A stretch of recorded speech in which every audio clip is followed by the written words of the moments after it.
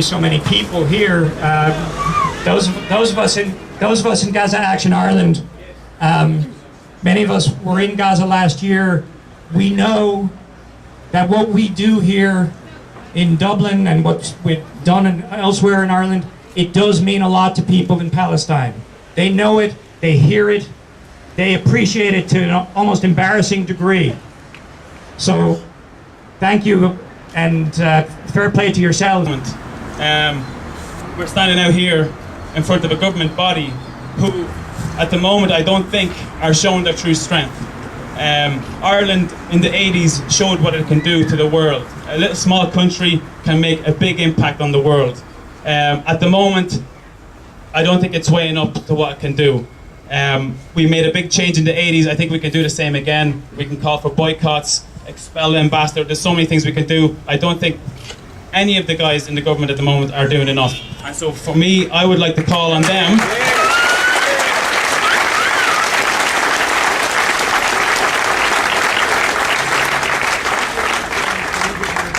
I would like to call on the Irish government to show their strength again, to show that they can make a change, to stop the killing in Gaza, to stop the occupation, sanction Israel. There's a list of things that we can do, but we can't just sit there like they're doing at the moment. We need them to get up and have their voice raised to stop this nonsense, you know? But I'm not going to say any more. I think, for me, if you're listening up there, I don't know if you can hear us at all, maybe you're going home at this stage, but whoever is recording this, I'm speaking to you as now I'm an Irish citizen. I was born in Palestine. I'm living here now about 22 years at this stage. Ireland is an amazing place. It can do an amazing thing. As the Irish government, you have the opportunity to make a change in this conflict. There's a million things to do. You're getting emails and letters all week. Please listen to them. Please stand up. Please stop this nonsense. Thank you. As I said, the problem that, there's 661 people killed so far, up to the reports of this morning at 7 o'clock. Of these 661, 541 are civilians. I think the number of children is something like 192 or 195. But anyway, that was 7 o'clock this morning. I'm sure the number have gone up by now. And it's going up by the hour. And as I said, or what I'm trying to say really is, it's the occupation. It's the Zionist occupation of the land of Palestine that doesn't belong to the Jews. It belongs to the Palestinian people, the indigenous people of Palestine.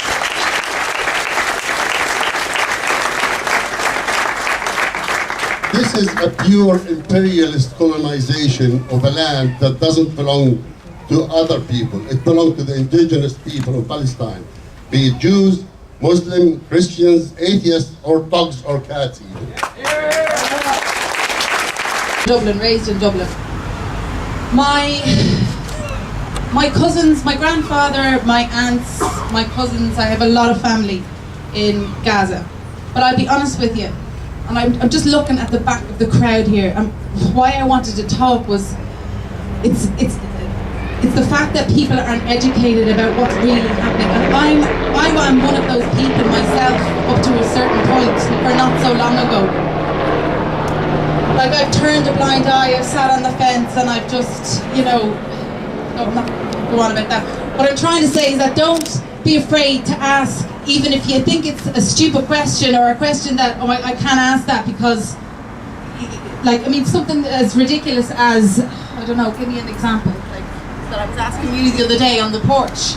Talk about terrorism. Who's the terrorist? Yeah, things like that. What I'm trying to say is just try and educate yourselves by asking as many questions as you need to ask, but at the right source. That is so important.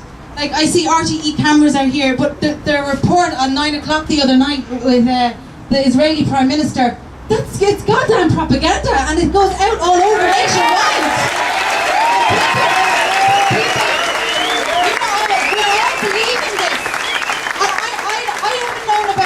Other wars before, and I have no idea, but when I sit there and I watch the 9 o'clock news with my husband, I'm like, oh God, that's desperate, isn't it? Because you believe it, because it's on your telly. But it's lies. It's such lies, and it's backed by such power. It's, look. Criminal. Shame on the RTA! But what you can do, Shame! look, what you can do is just, the people that come to these events when things are so bad in Gaza, and I'll be honest, like myself sometimes, just learn a little bit more and spread the word.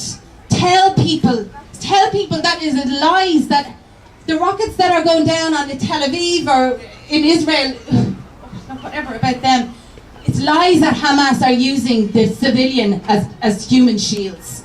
As Dad said, the place, it's like, he gave me an example, it's like a barrel with a load of fish in it.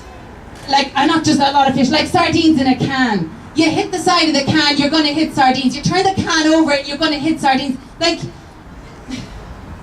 I don't know what else to say. Just watch the media. The media is really important. And to boycott. One more thing. If everybody goes into Super Value, goes into some of their shops this week, go up to the manager, bring up a couple of avocados, a couple of carrots and herbs with the Israeli origin on it, and tell them you do not want them on their shelves. They have no place in the Irish market.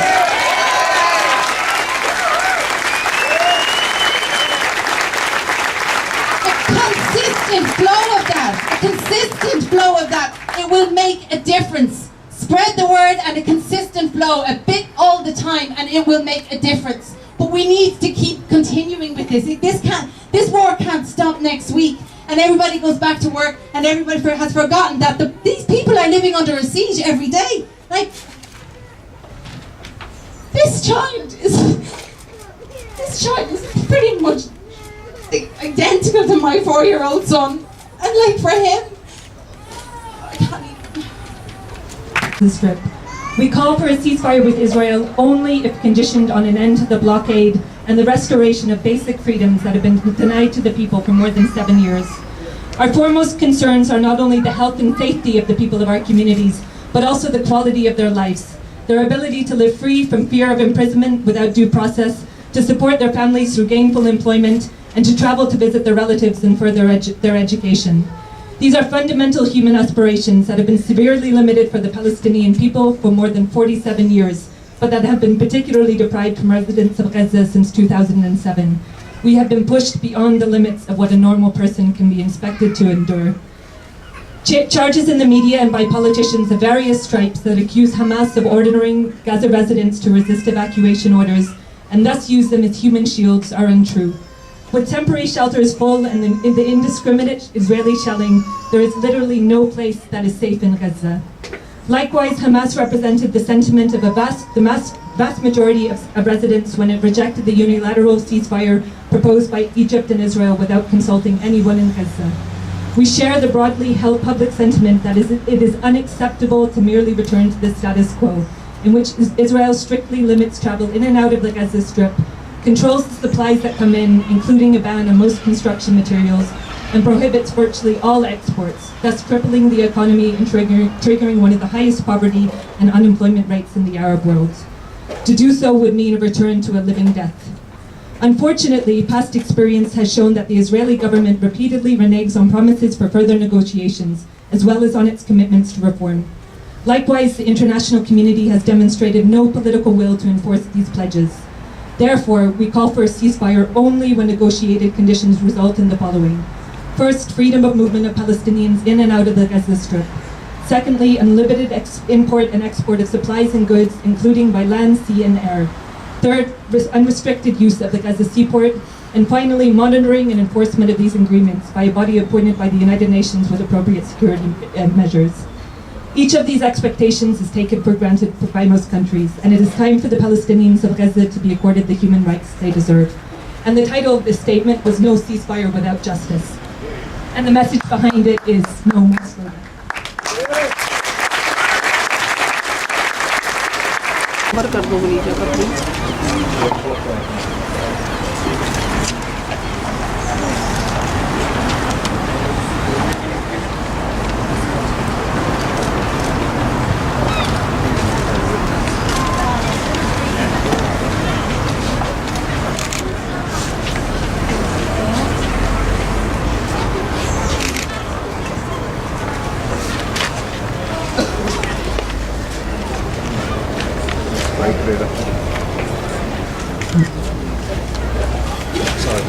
So while we sit in silence, I will just go over the names of the victims and their ages.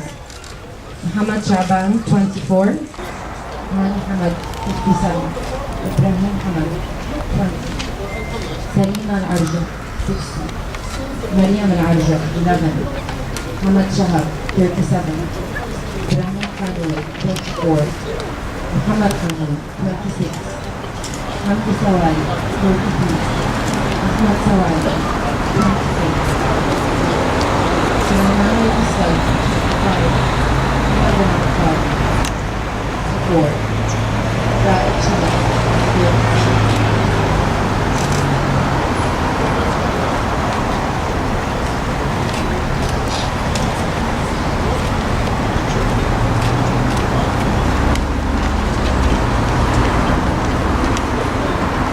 Africa's 33, Noor Marwan 10, Muhammad Munir 25, Ghalia Deep 7, Wasim Abdel Razak Dept 23, Mahmoud Abdel Razak 26, Kifah Shahada 20, Raed Hali Abu Hali 31, Shahraman Ismail 42, Mazin Mustafa Aslan 63, Muhammad Rabi' Abu Hamidan 65, Abdul Halim Ashraf 54, Sahir Abu Namus 3, Hussein Al-Malouk 47, Sabir Sukkar 80, Nasir Rabi'